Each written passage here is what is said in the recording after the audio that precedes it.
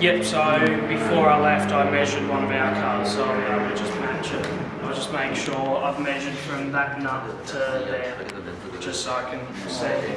Because we haven't ever changed that, we've just left that. It's just a geometry change. I don't know what exactly it would actually change. So if we change this, we will change the pole or